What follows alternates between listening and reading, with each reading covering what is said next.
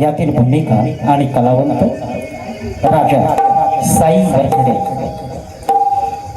राणी श्रावणी वाणी, प्रधान आयुष लोंढे, गवळण 1 ईश्वरी काळे, गवळण 2 नम्रता सोनावळे, गवळण 3 श्रेया वाळू,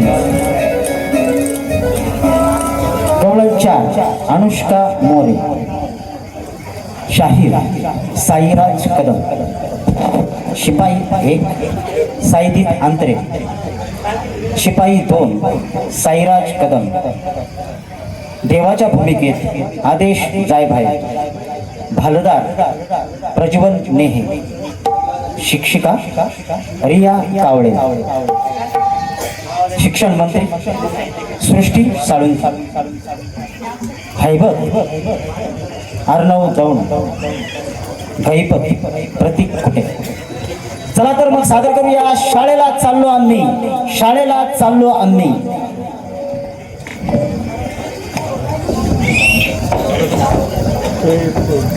कृष्ण चालेल.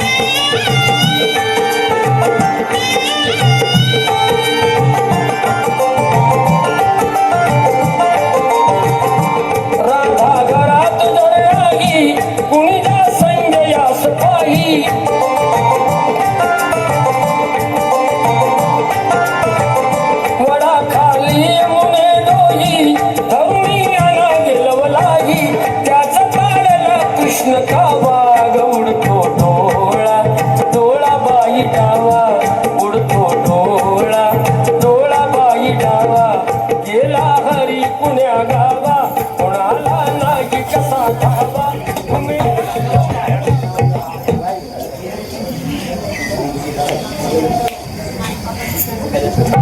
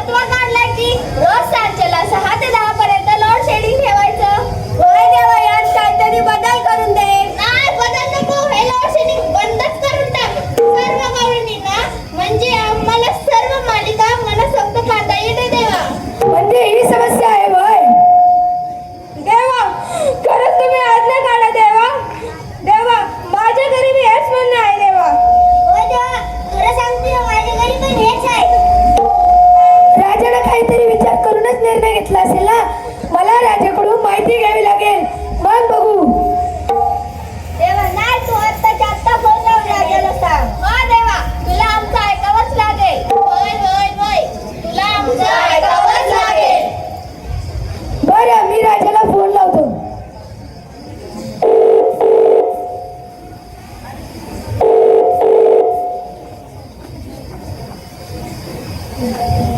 महाराज, लोड शेडिंगचा निर्णय तुम्ही घेतला आहे ना, त्यात आवश्यक ते बदल करून द्या.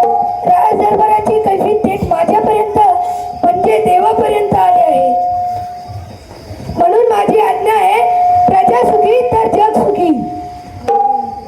आभारी आहे देवा.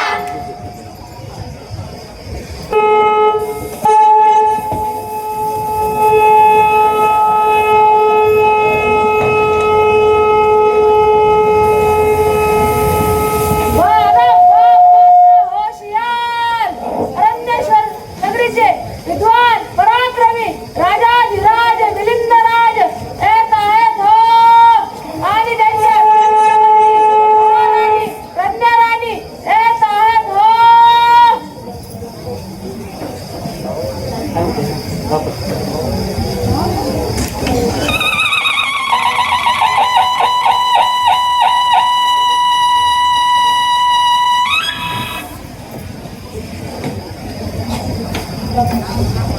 महाराज व महाराणी, आपलं उभयतास मानाचा मुद्रा व आपला जय जयकार असो, जय जयकार असो. असो असो. प्रधानजी, आपल्या राज्यनगरीतील काही महिला सदस्यांनी त्यांची मागणी थेट देवाकडे केली आहे. काल देवाचा मला फोन आला होता, त्यामुळे हा आजचा दरबार भरवला आहे. दरबारात सर्वजण आलेत का? होय महाराज, पण मी काही निवडक महिला सदस्यांनाच बोलू इच्छितो. आज्ञा असावी महाराज. होय, आज्ञा आहे. बोलवा त्यांना.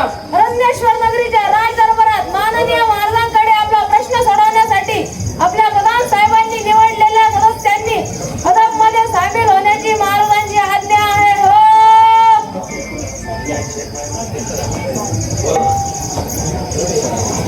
महाराजांचा जय असो, विजय असो, विजय असो. असो असो. तो आपल्या राज्यातील महिलांची काय समस्या आहे? मला बी आता कळू दे. अगदी बिनधास्तपणे आपले म्हणून या राज दरबारी आपण मांडावे. महाराज, आमची एक समस्या आहे, ती म्हणजे रोज सायंकाळी आपण जी लोड शेडिंग ठेवली आहे ती बंद करावी, अशी आमची तुमच्याकडे मागणी आहे. नेमकी तुमची काय समस्या आहे हे समस्त जनतेस व राज दरबार समजलं पाहिजे. महाराज, एक कधी संस्थांची दिवाबत्तीची वेळ नेमके त्याच वक्ताला लाईट नसते. आणखी महाराज, शेतात राबून आणि कामात राबून घरी आलेला जीव आणि शाळेतून आलेले पोरं सांजच्या वेळेला कंटाळून येतात. मग थोडं तरी मनोरंजन असावं तर टीव्ही लावता येत नाही. महाराज, महाराणी, तुम्ही बी लक्ष घालावे. आमच्या काही भीतीवर आमची विनंती आहे. होय होय, निश्चितच झालं महाराज. आम्हाला पण ती समस्या सतवत आहे. म्हणजे राणी सरकार, राजांच्या लोड शेडीची समस्या राजाच्या महाराणी पण सतावते, ते जरा आम्हाला समजून सांगा. महाराज, स्वयंपाकाची वेळ, फोन चार्जिंग लावणे व टीव्हीवरील माझ्या आवडत्या मालिका पाहणे या सर्व महत्त्वाच्या गोष्टींना अडचण निर्माण लोड शेडिंगमुळे होते. आज्ञा असावी महाराज, मलाही काय बोलायचं आहे. आज्ञा प्रधानजी, बोला. तुम्हालाही काही अडचण आहे का? होय महाराज, महाराणी आणि महिला सदस्यांना जी अडचण आहे ती माझ्या घरी आहे. अरे बापरे, म्हणजे राज्याच्या जनतेस टीव्ही आणि मोबाईलची वेळ लागले हे मंत्री महोदयांचे म्हणणे खरे आहे तर? कोणत्या मंत्री महोदयांच्या सांगण्यावरून तुम्ही हा निर्णय घेतला, सांगा आम्हाला महाराज. सांगतो राणी सरकार.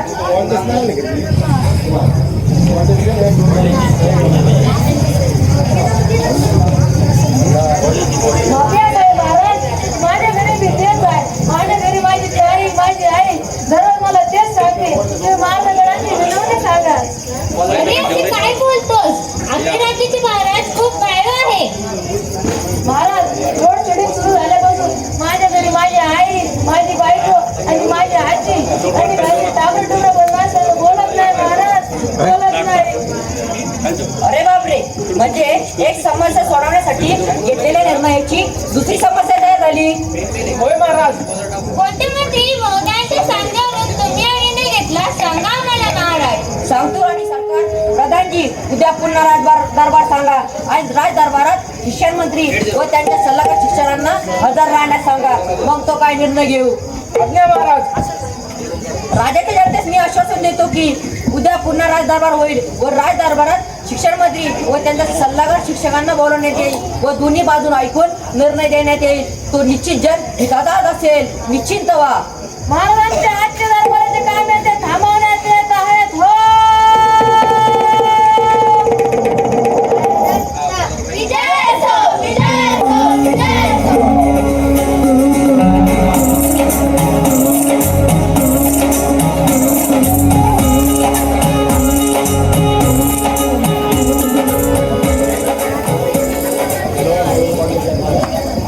राम राम. राम राम राम राम राम राम. अरे काय रे मित्रा, अरे काय चाललंय तुझं? लय दिसायला दिसला राव. अरे नेमकं कुठं होता सांग तरी. अरे कसा दिसेल मी तुला? मी तर इथं नव्हतो. लय म्हणजे लय लांब गेलो होतो मी शिकायला. आणि काय आलं चाललंय आणि कस काय म्हणशील तर एकदम झकास.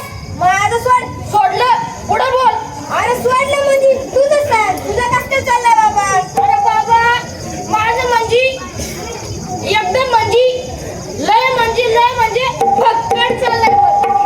तू तुझं सांग बाबा. अरे तुला तर माहितीच आहे मी शाळेत किती हुशार होतो.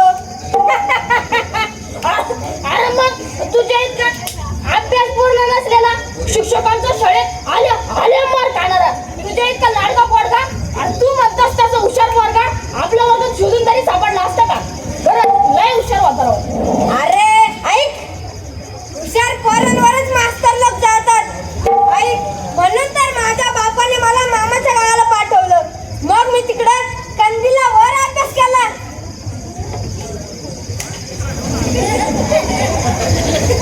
काय म्हणता ही कंदिलावर म्हणजे ते सूर्य वगैरे नव्हतं. अरे तसं नाही रे. मी 9ला उठायचं, 11 वाजता शाळेत जायचं आणि दुपारी खेळायला जायचं. मग रातच्याला कंदीला वर अभ्यास करायचो. मग माझ्या मामाने मला केडी पदवी दिली आणि घरी आणून सोडलं.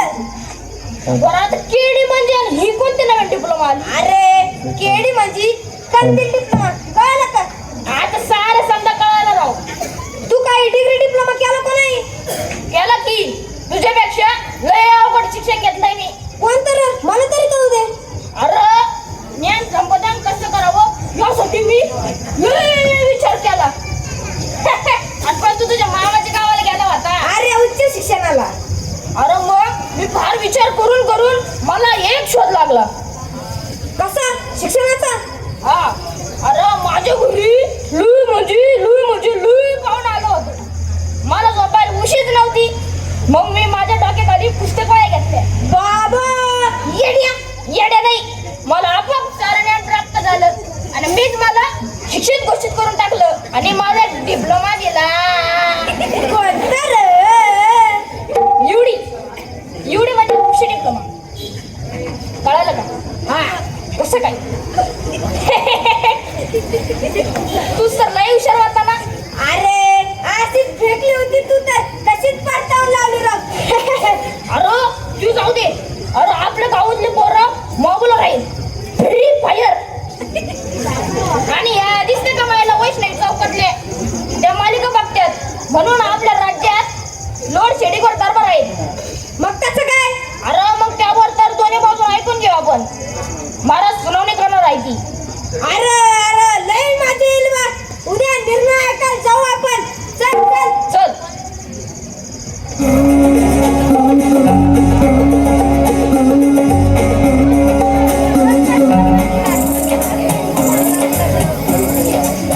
अरण्येश्वर नगरीचे विद्वान पराक्रमी महाराज व महाराणी येत आहेत. हो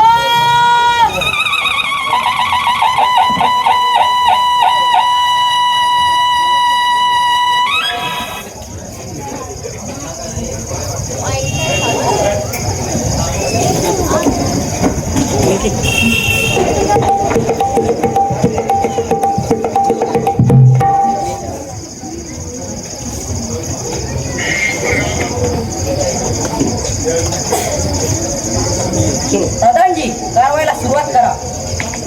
अरण्येश्वर नगरीचे महिला सदस्यांनी लोड शेडिंग बंद करण्याची कैफियत राजदरबारात ठेवली आहे. या कामे शिक्षण मंत्री यांनी त्यांचे म्हणणे मांडले असून या कामी त्यांचा संदर्भाचा सर्वानुमते घ्यावा अशी राज आज्ञा असल्याने त्यांचे म्हणणे मांडले असून तो जर योग्य वाटला तर त्याचा विचार या सभेत करण्यात येईल. आपण घेतलेला हा विद्यार्थ्यांचा विचार करून आणि समाजाचा विचार करून सर्व मान्य होईल. याच्यावर आमचे शिक्षक काहीतरी बोलणार आहेत. शिक्षकांनी आपले विचार मांडावे अशी आमची आज्ञा आहे. मॅडम, तुम्ही आपले विचार मांडावे. महाराजांचा विजय. महाराज, संपूर्ण जगाला कोविड-19 लॉकडाऊनमुळे त्रास सहन करावा लागला आहे. एक वर्ष होत आहे, जग सुरे मार्गेत आहे, पण सर्व नुकसानामध्ये शिक्षणाचे हे मोठे नुकसान झाले आहे. त्यामुळे मुलांचा पायाभूत शिक्षणात प्रगती करण्यासाठी अभ्यास करणे मुलांकडे हाच एक पर्याय. त्यासाठी लागणारी अभ्यासाची वेळात वेळ काढून देण्यासारखी आहे. मॅडम, आम्हाला समजलं नाही की दिवसातीचं 24 तास कसं देणार. त्यांना तुमचे म्हणणे समजले नाही, त्यांना आणखी समजावून सांगा. आज्ञा महाराज, आज्ञा नाही. म्हणजे मुलांना जो वेळ मिळेल त्यातील वेळ खेळण्यासाठी व अभ्यासासाठी मिळावा. खेळाने शारीरिक अभ्यास आणि शैक्षणिक विकास होतात, पण मुले शिक्षणासाठी तर मोबाईलला मानायला लागले आहे. अभ्यासाच्या नावाखाली मोबाईलमध्ये गेम खेळतात व स्वतःच्या शारीरिक खेळ खेळण्यास वेळ देत नाही.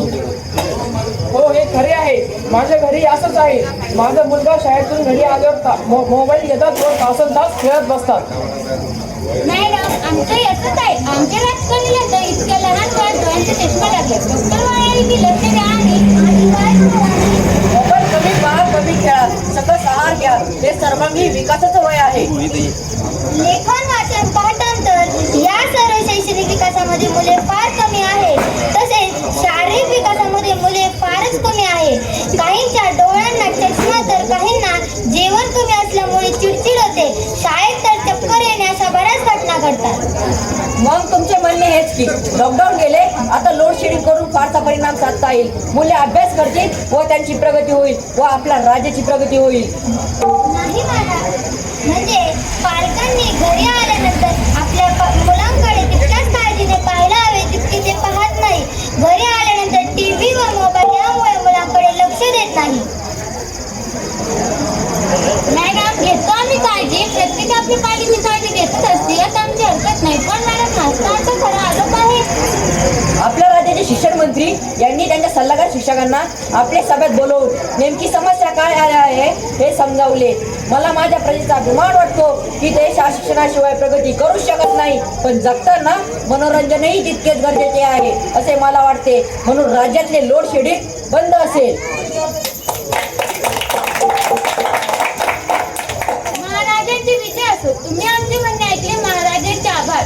अजून आमचं बोलणं संपलं नाही आणि सरकार 7 ते 9 ही अभ्यासाची वेळ असावी हा मुद्दाच महत्वाचा आहे. लेखन, वाचन, पाठांतर या शालेय शिक्षण क्षेत्रातील महत्वाच्या बाजू असून मी राज्यात 7 ते 9 ही गृह अभ्यासाची वेळ म्हणून घोषित करतो. या वेळेला माझ्या राज्यातील सुजाण नागरिकाने कुठल्याही पद्धतीची बाधा आणू नये. धन्यवाद महाराज. आपण घेतलेला हा विद्यार्थ्यांचा विचार करून आणि समाजाचा विचार करून घेतलेला हा निर्णय सर्व मान्य होईल आणि यातून आपल्या राज्याचा आणि जनतेचा फायदा होईल. म्हणून मी या निर्णयाचे मनोमनी आभार मानते महाराज.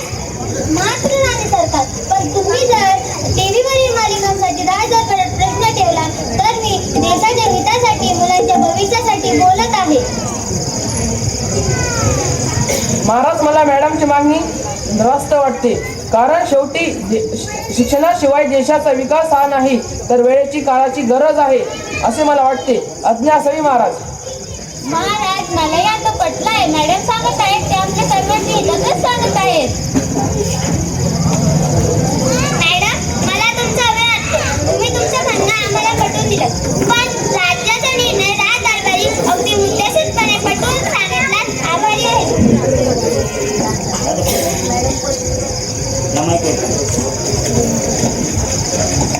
सर, मी तुम्हाला बोलण्याचा पूर्ण अधिकार देतो. शेवटी तुम्ही आमच्या राज्याचं हितातच बोलत आहात हे आमच्या लक्षात आलं आहे. हुकूम महाराज. महाराज, मी आजच सर्व शाळांना सूचना करते. शिक्षण हे आनंददायी, गुणात्मक, कौशल्यांना चालना देणारं विकसित स्वरूपातच असावं.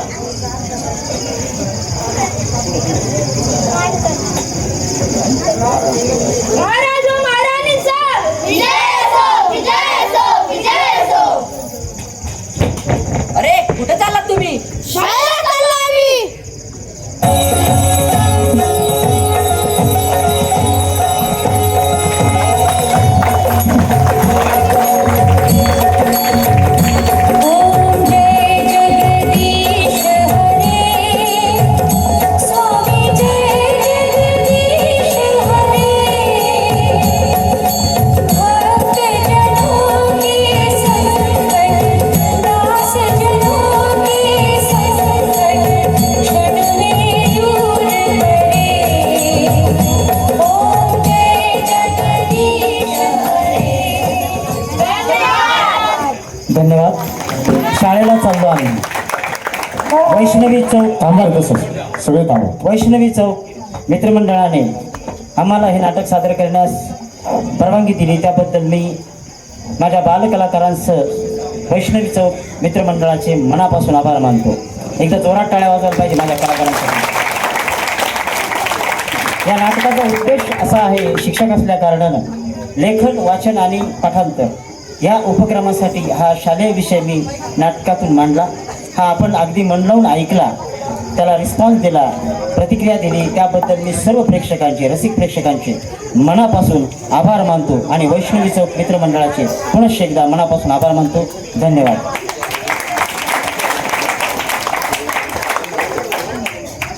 गोडे म्हणा. या कामी पार्श्वसंगीत देण्यासाठी सई सूर्यवंशी, नंतर शुभांगी त्रिभुवन आणि प्रतीक फुलपागार यांचं भरपूर सहकार्य लाभलं. मी या तिघाही जणांना स्टेजवर बोलवतो. सर्वांनी एक ग्रुप फोटोसाठी स्टेजवर यायचं आहे. निश्चितच गेल्या 15 ते 20 दिवसापासून सन्माननीय सूर्यवंशी सर हे राहुरी येथील भागीरथीबाई शाळेत शिक्षक आहेत. परंतु शाळेचं काम उरकून किंवा शनिवार रविवार असेल यासाठी आपल्या परिसरातील मुलांची प्रॅक्टिस घेत होते. त्यांच्या कन्या सई, त्याचप्रमाणे शुभांगी त्रिभुवन आणि प्रतीक फुलपगार यांनी अतिशय पडद्याच्या मागे साथसंगत दिली. त्यांच्यासाठी ह्या सर्व ग्रुपसाठी, आणि हे आपले मुलं आहेत आणि सरांनी घडवले आहे. असंख्य पालक आहे, या मुलांचे सर्वांचे पालक आहेत आणि अतिशय सुंदर ड्रेपरी वगैरे सर्वांचं मी मनापासून आभार मानतो. अतिशय सुंदर नाटिका आणि स्टेज डेअरिंग निर्माण व्हावी. आदरणीय सर, एकदा जोरदार टाळ्या वाजवायच्या आहे. या टीमसाठी अतिशय सुंदर असा परफॉर्मन्स, पहिला परफॉर्मन्स सादर केला आहे. सन्माननीय सूर्यवंशी सर यांच्या मार्गदर्शनाखाली हे विद्यार्थी घडतायत आणि कला क्षेत्रात हे विद्यार्थी घडतायत. त्यांचं सरांचं आणि त्यांच्या सर्व टीमचं अगदी मनापासून मनापर्यंत सहर्ष स्वागत.